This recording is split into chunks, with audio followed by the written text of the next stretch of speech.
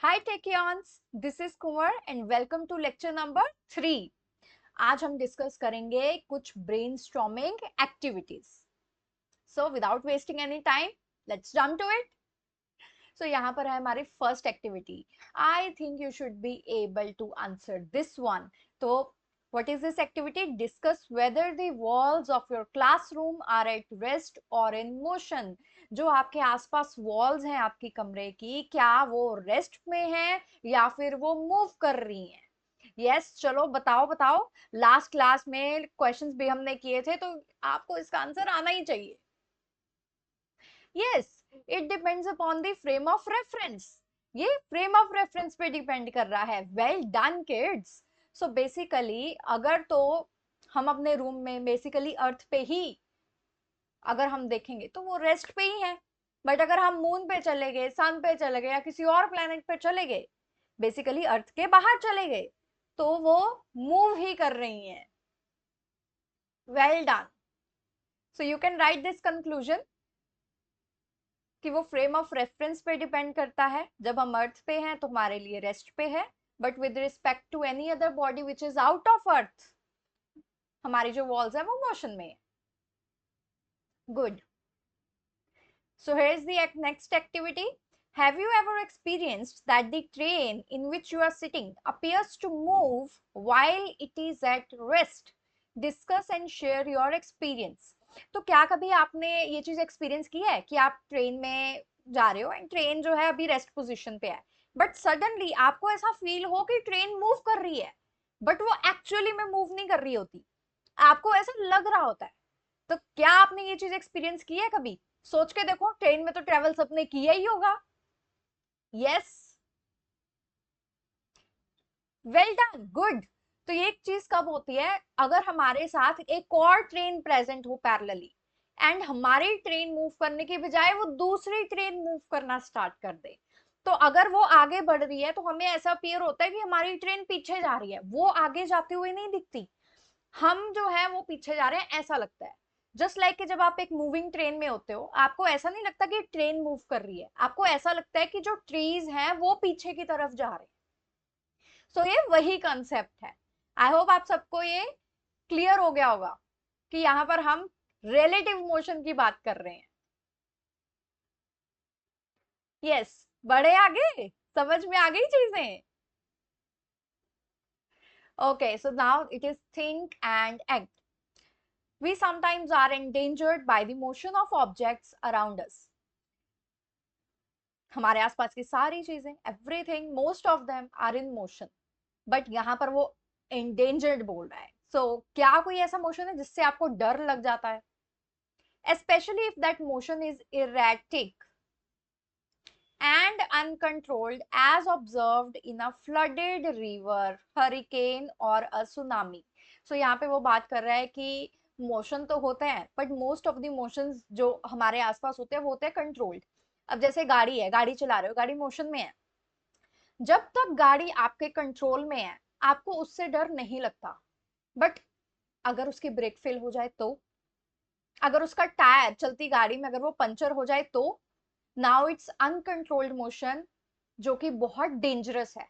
सिर्फ उस इंसान के लिए नहीं जो उस गाड़ी में है, बट आसपास के सभी जो लोग हैं, जो चीजें हैं, उन सभी के लिए डेंजरस है। तो यहाँ पर वो अनकंट्रोल्ड जो हमारे नेचर है उसके मोशन की बात कर रहे हैं कि ठीक है, अगर रिवर है, कम उसकी स्पीड है, अगर फ्लो कर रही है तो तब तक हमें उससे डर नहीं लगता। बट अगर वो अनकंट्रोल्ड हो जाए, एकदम से बाढ़ आ जाए, deadly. Same with hurricane, same with tsunami. On the other hand, controlled motion can be service to human beings, such as in the generation of hydroelectric power. अब जैसे गाड़ी है, जब तक वो कंट्रोल्ड मोशन में है तब तक वो हमारी तो काम आ रही है, it is service to humans. But जैसे ही अनकंट्रोल्ड हो जाएगी, then it's a danger. Same with other things also, जो हमारा नेचर है, जैसे विंड हो गया। अब हवा चल रही है, जब तक देखो वो कम है, जब तक घर की छतों को नहीं उड़ा रही है ना, तब तक क्या है वो हमारे काम आएगी। तभी तो हमारे पास जो मतलब सोलर प्लांट्स है, विंड प्लांट्स है, हाइड्रो इलेक्ट्रिक प्लांट्स है, ये सारे के सारे क्या आ रही है, जब ये कंट्रोल्ड मैनर में, तो वो हमारे काम आती है। लेकिन जब अनकंट्रोल्ड हो जाए, देन वो हम सबके लिए डेडली भी हो जाती है। Do you feel the necessity to study the erratic motion of some objects, learn to control them? Yes, सोचो इसके बारे में थोड़ा सा कि क्या हमें इन चीजों को स्टडी करने की जरूरत है? यस, डेफिनेटली यस, हमें डेफिनेटली इन चीजों को स्टडी करना चाहिए और हम कर भी रहे हैं। तभी आप देखोगे, this is a part of civil engineering. अगर हम इन चीजों को स्टडी ना करें तो सिविल इंजीनियरिंग में रह ही क्या गया है? ज्यादातर जो बिल्डिंग्स है आजकल बनती हैं वो इन चीजों को ध्यान में रख के बनती है। अब देखो, अगर अर्थक्वेक आता है, ये बिल्डिंग तो नहीं गिरने वाली है। सेम विद दिस वन, ये शॉकर्स हैं जो बिल्डिंग्स में लगाए जाते हैं ताकि अर्थ क्वेक जैसे ही आता है देन चीजें इधर उधर ना गिरनी स्टार्ट कर जाए। Same in this also. तो ये जो इंजीनियरिंग का पार्ट है वो तभी आया अगर हमने इन मोशंस को, इन जो हमारे पास अनकंट्रोल्ड मोशंस है उनको स्टडी किया है। अदरवाइज ये चीजें पॉसिबल ही नहीं होती। अब अगर हम इनको समझते हैं, ये सारी की सारी जो प्रोसेस है अनकंट्रोल्ड है, इनको अच्छे से स्टडी करेंगे तो उससे क्या होगा, वो हमारी सेफ्टी के लिए भी जरूरी है एंड टेक्नोलॉजिकल एडवांसमेंट के लिए भी उतना ही जरूरी है। Natural disasters like floods, hurricanes and tsunamis, ये आप सब लिख भी सकते हो, जरूरी नहीं आपको सारा कुछ लिखना है। You just have to make points. आपको सिर्फ चीजें याद रखनी है, मेन कीवर्ड्स याद रखने हैं कि आपने इसमें से क्या सीखा। And tsunamis can cause immense destruction by unpredictable moments. अब आपको पता होगा कि अर्थक्वेक आ रहा है, अर्थक्वेक आएगा तो ओके, जितना जो उसका मैक्सिमम हमारे पास रहा है पीछे, तो हम उसको कैसे हैंडल कर सकते हैं। तो आप उस अकॉर्डिंगली अपनी बिल्डिंग्स जो है बनाओगे। जहां पर अर्थक्वेक आते ही नहीं है, हर जगह अर्थक्वेक नहीं आते हैं, जहां पर जो अर्थक्वेक प्रोन एरिया ही नहीं है वहां पर आप उस तरीके की बिल्डिंग्स क्यों बनाओगे, है ना? तो वहां पर आप किसी और तरीके की बिल्डिंग्स बनाओगे। तो वो चीज स्टडी करना बहुत जरूरी है। अब इनको समझने के बाद we can have better early warning systems, जो कि आपको पता ही है। जैसी हमें आजकल जो टेक्नोलॉजी इतनी एडवांस हो गई है, हमें पहले ही पता लग जाता है। तो जो गवर्नमेंट है वो पहले ही रेड अलर्ट, येलो अलर्ट जो है इशू कर देता है and we have enough time कि जो पूरी की पूरी सिटी है वो भी इवैक्यूएट की जा सकती है। Improve disaster preparedness, design structure that can withstand such forces, जो कि हमने अभी पिछली स्लाइड में देखा है। यहाँ पर इरेटिक मूवमेंट का मतलब दिया गया है, दैट मीन्स वो मूवमेंट जो कि इरेगुलर है, अनप्रिडिक्टेबल है एंड उसका आप प्रिडिक्ट नहीं कर सकते कि अच्छा हाँ अगर वेव आएगी तो ऐसी आएगी, क्या पता ऐसे ऐसे आ जाए। Okay, so this is what it means. Then on the other hand, learning to control motion. अब ये सारे मोशंस को हम अलग अलग तरह से कंट्रोल कर सकते हैं एंड कंट्रोल करके अलग अलग तरह की हम एनर्जी जनरेट कर सकते हैं।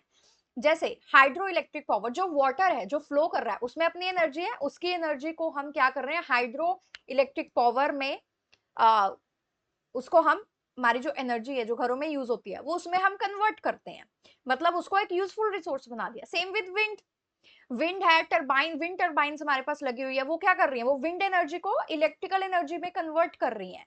तो ये हमारी वाटर की जो एनर्जी है उसको कन्वर्ट कर रही है इलेक्ट्रिकल एनर्जी में। विंड, इसमें विंड टरबाइन जो है वो विंड एनर्जी को कन्वर्ट कर रहा है इलेक्ट्रिसिटी में, that means kinetic energy into mechanical and then electrical energy. Tidal and wave energy, आपने देखा होगा कि ओशंस के आसपास क्या करते हैं वो कुछ ऐसे पीसेस रखे होते हैं, मशीन्स रखी होती है जो जैसे वेव आती है वो वैसे ही फ्लो करते हैं। अब उनका ये जो मोशन है वो क्या होता है, वो इस मोशन से एनर्जी में कन्वर्ट करते हैं। वो इस वेव एनर्जी या टाइडल एनर्जी को इलेक्ट्रिकल एनर्जी, जो कि हमारी क्लीन एनर्जी है, उसमें कन्वर्ट करते हैं। तो अभी तक हमने सिर्फ 3 ही एग्जांपल्स की है। आप देख सकते हो कि हमने इन मोशंस को स्टडी करके हम इनको कैसे एडवांस कर रहे हैं एंड इनको बेटर बना रहे हैं एंड कैसे असेसिबल बना रहे हैं। Discussion and conclusion next, dams and reservoirs. Dams तो मैक्सिमम कंट्रीज जो है हमारे पास डैम्स हैं ही हैं। तो डैम्स क्या करते हैं, बेसिकली रिवर फ्लो कर रहा है तो हम क्या करते हैं, एक बांध बना देते हैं, बड़ा सारा बांध, जिसमें ना पूरा का पूरा पानी जो है वो कलेक्ट हो जाता है।